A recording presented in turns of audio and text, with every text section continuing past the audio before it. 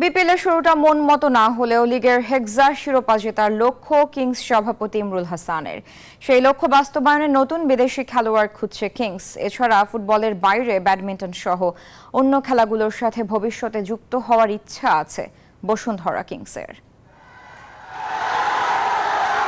বিপিএলের শুরুটা খুব ভালো হয়নি কিংসের। প্রথম লেগের বেশ কয়েকটি ম্যাচে পয়েন্ট হারিয়েছে তিতার শিষ্যরা। তবে সব প্রতিকূলতা কাটিয়ে ধীরে ধীরে আপন রূপে ফেরা শুরু করেছে Bashundhara kings. Kings president Imrul Hasan বলেন, শুরুটা ভালো না হলেও শিরোপার দিকেই নজর তাদের। এবছরের লিগটা আমাদের খুব ভালোভাবে শুরু হয়নি, আস্তে আস্তে আমাদের প্লেয়ার আত্মবিশ্বাস ফিরে পেতে শুরু করেছে।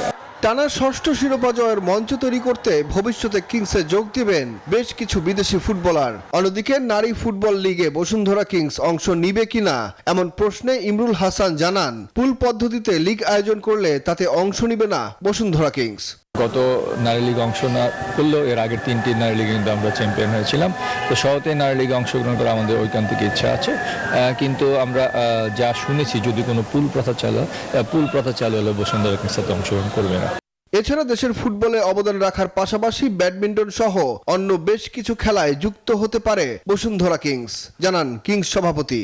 বসুন্ধরা কিংস ফুটবলে যেমন আসছি, আমরা পাশাপাশি আগামী সিজনগুলোতে হয়তো প্রচলিত যে সমস্ত খেলা আছে শুরুতে যেমন দাবা, ব্যাডমিন্টন ইত্যাদিতে আমরা হয়তো বসুন্ধরা কিংস আসবো।